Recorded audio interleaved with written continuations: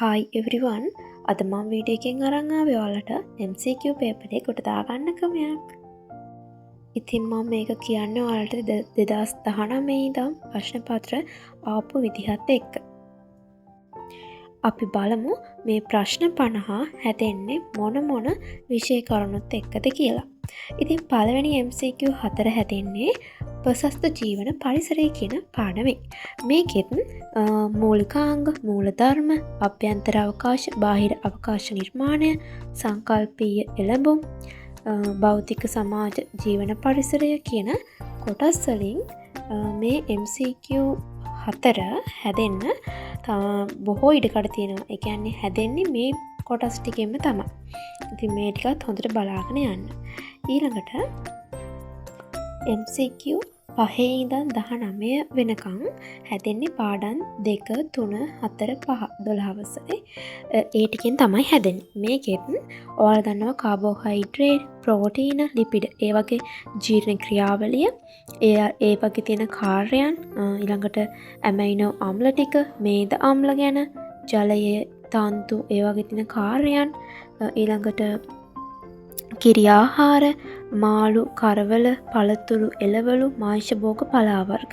ඒ වගේ ශරීරයට ලැබෙන දේවල්, ඊළඟට khනිජ විටමින් අවශෝෂණය ගැන, කැල්සියම්, යකඩ, අයඩින්, විටමින් A ඌනතාවල රෝග ලක්ෂණ, බෝනෝන රෝග ටිකේ විශේෂ කරුණු මොනවාද ගැන ඒවා, ශරීර ස්කන්ධර්ශකයේ ගණනය කරන ආකාරය, ඒ වගේ මිනුම් වර්ග ටික, ආකලන ද්‍රව්‍ය විශේෂයෙන් බලා ගන්න, විසීමේ ක්‍රම ටිකත් විශේෂයෙන් බලා ගන්න.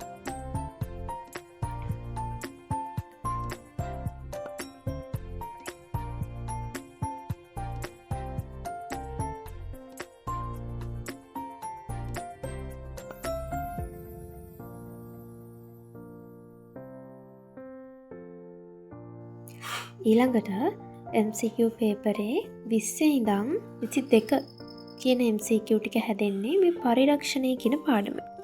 ඒ පාඩමෙත් මෙන්න මේ කොටස් ටික. ශුද්‍ර ජීවීන් වර්ධනයට බලපාන සාධක. ඊළඟට ආහාර පරිරක්ෂණය කරන තාප ප්‍රතිකාර ක්‍රම ටිකක් තියෙනවානේ. එන්නේ ඒ ක්‍රමවල තියෙන විශේෂ කරුණු ටික හොඳට බලා ගන්න. ඊළඟට පොදු පරිරක්ෂක කාණ්ඩ ගැන තියෙනවා. ඒ වගේ තියෙන පොදු රසායනික සංයෝග ගැන දීලා තියෙනවා. ඒවත් බලා ගන්න.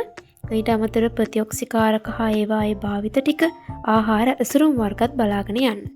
ඊළඟට MCQ 23 ඉඳන් 30 දක්වා හැදෙන්නේ මේ මැහුම් පාඩම් දෙකේ. ඒකෙත් මැහුම් වර්ග ටික බලා ගන්න ප්‍රධාන.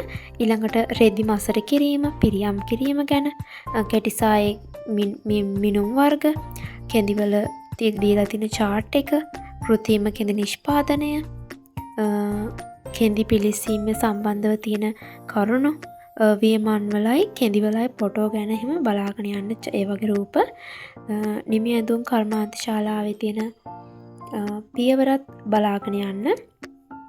ඊට අමතරව රෙදි වලට දාන නිමාවන් තියෙනවනේ. අන්න ඒව ගැනත් බලාගෙන යන්න. ඊළඟට MCQ 31 ඉඳන් 32 දක්වා හැදෙන්නේ මේ අන්තර් පුද්ගල සම්බන්ධතා වර්ධනය කියන පාඩමෙන්.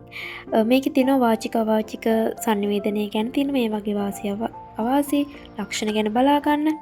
ඊළඟට සංසන්ධි කතිකාව වගේ විශේෂ වචන තියෙනවා මේ පාඩමේ. ඉතින් ඒව ගැනත් හොඳට අවබෝධයක් තියාගන්න.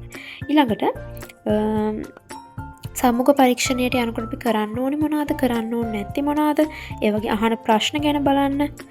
අන්තර්පුද්ගල සම්බන්ධතා වර්ධනයට අවශ්‍ය කුසලතා මොනවද, ඒ වගේ තියෙන අවශ්‍ය කියන්නේ ගුණාංග ගැනත් බලාගෙන යන්න.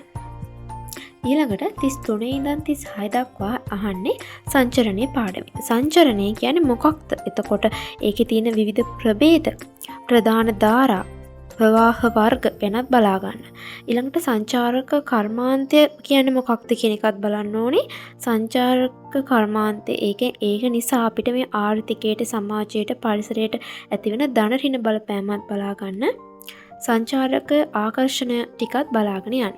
ඊළඟට මේ MCQ 37 ඉඳන් 40 දක්වා හැදෙන්නේ මේ ජලය විදුලිය කියන පාඩමේ. මේ පාඩමෙත් ජලයේ යෝග්‍යතාවය පරීක්ෂා කරන පරීක්ෂණ ටික, විදුලි බල්බ් වල ආයු කාලය ගැන දීලා තිනවා. ඒව ටික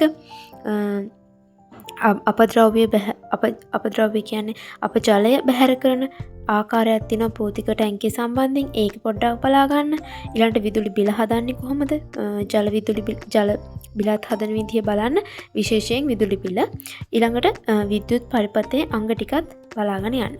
ඊළඟට MCQ 41 ඉඳන් 44 දක්වා හැදෙන්නේ තිරසාර සම්පත් පරිභෝජනය කියන පාඩමෙන්. මේ පාඩමෙන් හරිතාගාර ආචරණය, හරිතාගාර වායු නිෂ්පාදනය ගැන, අපද්‍රව්‍ය බැහැර කිරීම, ගෝලීය උෂ්ණත්වය වෙනස් වීම නිසා ඇතිවන දේවල් ගැන, ඊට අමතරව ආහාර පාසලකුණ ගැන ඒ වගේ තියෙන අගයන් ටිකක් දීලා තියෙනවා. ඒවා MCQ වලට අනිවාර්යෙන් අහනවා. ඊළඟට ජාන තාක්ෂණින් නිෂ්පාදනය කරන ආහාර ගැන, ක්‍රියාකාරී ආහාර. ඉතින් ඊළඟට MCQ පේපරේ 45 ඉඳන් 48 දක්වා අහන්නේ මේ නවයෝන්මිය කියන පාඩමෙන්. මේකේ කායික මානසික සදාචාර සමාජ බුද්ධි ඒ වගේ තියෙන වර්ධනය ගැන බලා ගන්න. ඊළඟට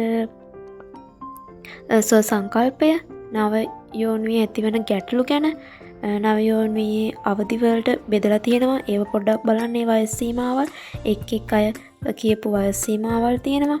ඒව බලන්න. ඊළඟ මානසික පීඩනය පෙන්නුම් කරන කායික චිත්තවේගික ප්‍රජානන ලක්ෂණ ගැනත් හොඳට බලා ගන්න. ඊළඟට 49යි 50යි MCQ දෙක අහන්නේ විසායකත්වය. ඒ කියන්නේ විසායකත්වය කියන්නේ මොකක්ද? ව්‍යාපාරයේ ඵලදායීතාවය ගැන, පංචවිධ සංකල්පය, ව්‍යාපාරයේ සැලසුමේ පියවර, ෂඩුවත විශ්ලේෂණීය ව්‍යාපාරයක් සම්බන්ධයෙන්. ඒ ටික හොඳට බලා ගන්න.